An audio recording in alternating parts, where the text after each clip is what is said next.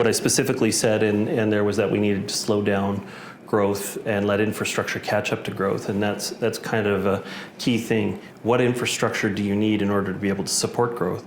The second line, I think, on that card was that make sure that the housing we're building is the housing that we need, and that's important as well, because one of the challenges we have is that we actually have a lot of jobs on the North Shore.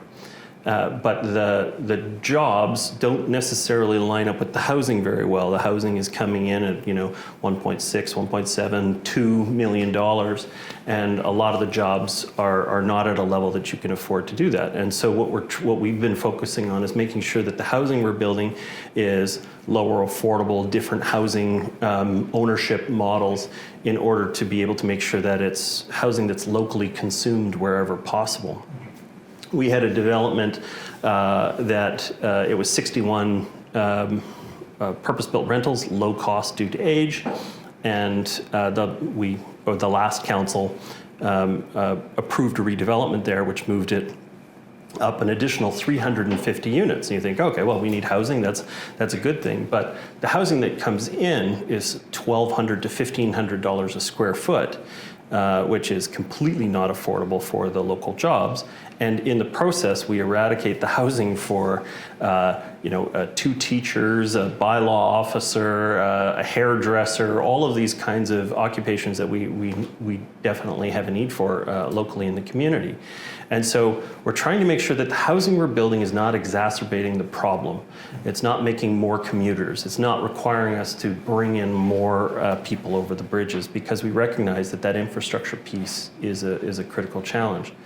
When it comes to a commitment to rapid transit, if the region commits to rapid transit stations, which could be 2 stations on the North Shore, maybe 4 stations, then absolutely I would commit to re-envisioning the neighborhoods around those transit stations to be transit-oriented development, relatively high density town center development, because you need to support that infrastructure and make sure that it works.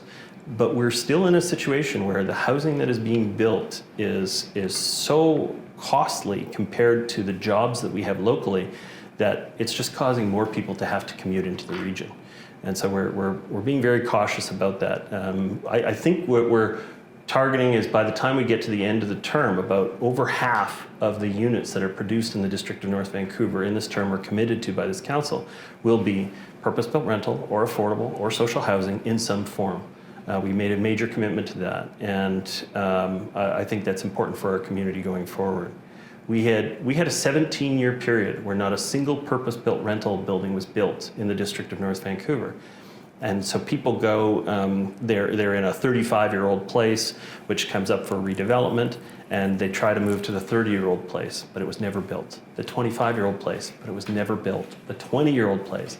And so the problem is, it's like a ladder where you're missing all these rungs, and so people don't just move from low cost due to age housing to something that's slightly newer and have a little bit of a gap. They're having to leave the entire community because there was such a low vacancy rate, and there was no way that you could have the same kind of cost available.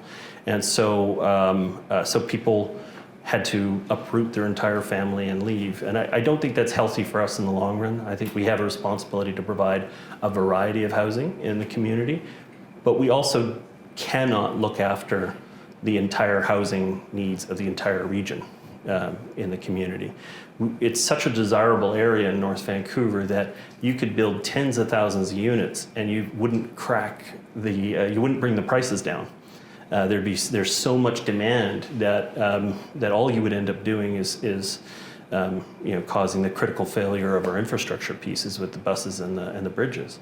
And so we need a commitment from the region to produce the infrastructure, replace the bridge, upgrade that corridor, and then we can definitely connect to the South Shore economy with transit-oriented development in our community.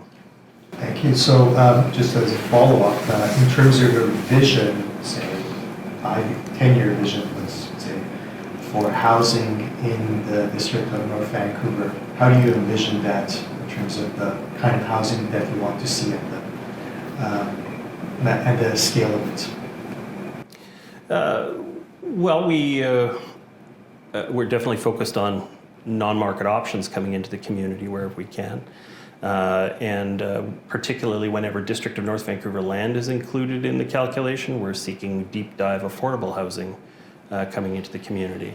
That's where we have the need and demand. People that are coming into the community able to buy $2 and $3 million places. That's great. There's lots of options available for you. We need housing that's more affordable and more in line with the job market on the North Shore.